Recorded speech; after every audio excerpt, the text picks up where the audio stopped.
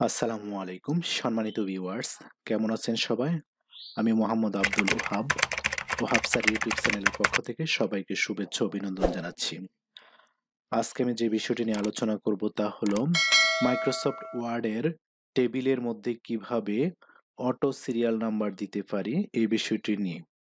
আশা করি ভিডিওটি শেষ পর্যন্ত দেখবেন। আমি দেখতে পাচ্ছি আমাদের ফারহানা আক্তারকে আমি উপরে নিচে যে কোনো জায়গায় নিচে নিয়ে যাচ্ছি, তার সিরিয়াল নাম্বারটা অটোমেটিক পরিবর্তন হচ্ছে।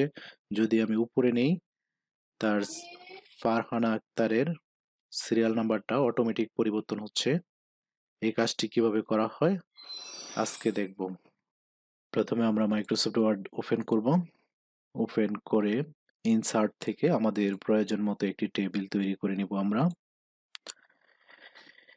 টেবিলটি প্রথমে আমরা ফন্ট বাংলা ফন্টে সিলেক্ট করে নিলাম। আমি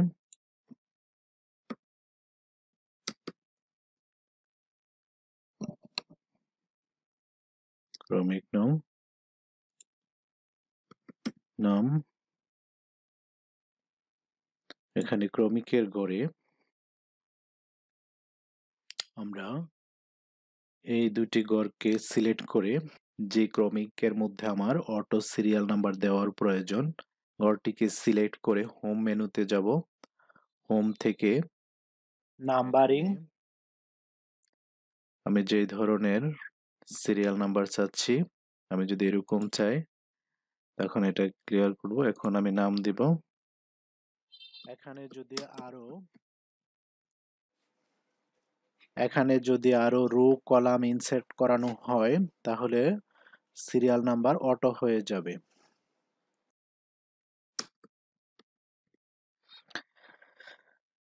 আমি যত রো কলাম আর বাড়াই না কেন আমার সিরিয়াল নাম্বারটি অটো হতে থাকবে। তা আমি চাচ্ছি এই যে মনির হোসেন, একে আমি 5 নম্বরে নিয়ে যাব। তার জন্য আমি শিফট অল্টার চেপে ধরে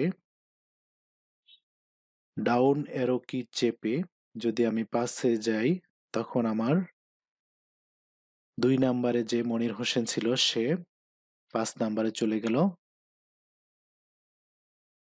তার ক্রমিক নাম্বারটি অটোমেটিক ঠিকই রয়েছে। এখন আমি যদি চাচ্ছি 1 নাম্বার যে আছে তাকে আমি 2 নাম্বারে নিয়ে যেতে, তাইলে অল্টার শিফট এবং ডাউন অ্যারো চাপলে এটা চলে যাবে। আমরা যদি 5 নাম্বার মনির হোসেনকে 1 নাম্বারে নিয়ে যেতে চাই, শিফট অল্টার চেপে ধরে আমরা আপ অ্যারো চাপবো, তখন মনির হোসেন 1 নাম্বারে চলে গেল। তো এই ছিল আজকের এই টিউটোরিয়ালটি। আশা করি সবাই উপকৃত হবেন। আমার এই ভিডিওটি ভালো লাগলে অবশ্যই আমার চ্যানেলটি সাবস্ক্রাইব করবেন। ধন্যবাদ সবাইকে। আল্লাহ হাফিজ।